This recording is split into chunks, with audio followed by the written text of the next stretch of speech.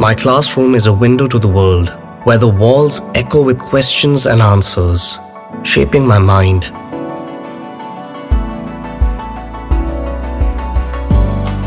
That spark curiosity. And knowledge builds the foundation of my dreams.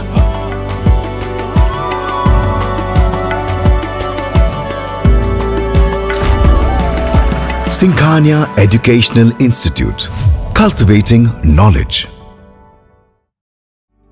Refined oil और process जैसे unhealthy oils ने तो जैसे पूरे मार्केट पर कब्जा ही कर लिया है, मगर अब आप इसकी चिंता ना करें, क्योंकि आ गया है वंश कोल्हू का प्योर सरसों कच्ची घानी ऑयल। लकड़ी कोल्हू मेथड से तैयार, ये है नेचुरल और हेल्दी भी। वंश कोल्हू प्योर सरसों कच्ची घानी ऑयल के साथ। वंश कोल्हू, तेल सही मिलेगा यहीं।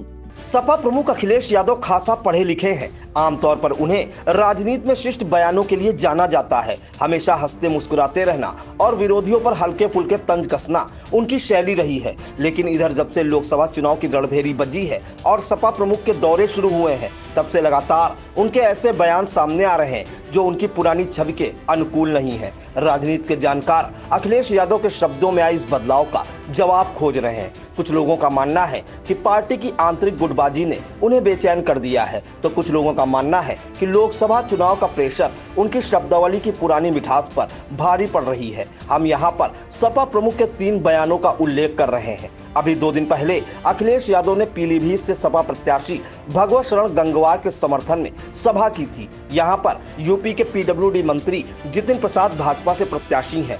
भाजपा पर गरजते बरसते रहे अखिलेश यादव ने अचानक मुंबई में नाच गाना भी होता है जैसा बयान दे दिया। जानकारी से मर्यादा के अनुकूल नहीं मानते। इसी तरह से आजाद समाज पार्टी चीफ चंद्रशेखर आजाद पर नगीना की सभा में दिया गया बयान है। आजाद लंबे समय तक अखिलेश यादव के साथ रहे हैं। 2022 के विधानसभा चुनाव में कई सीटों पर सपा के लिए चुनाव प्रचार भी किया था।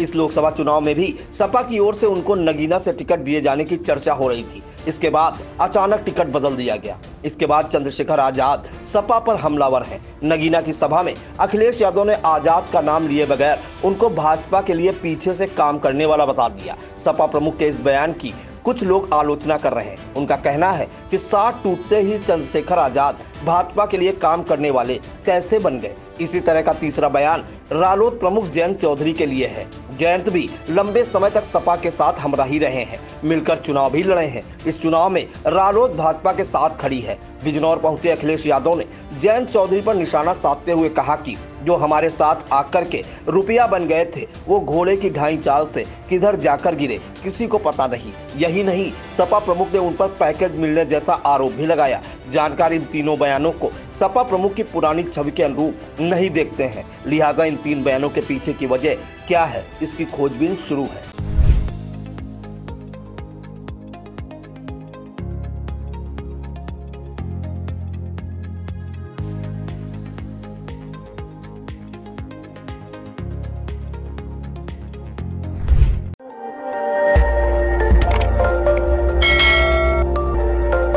खबर आपकी, नजर हमारी। देखते रहिए आई इंडिया।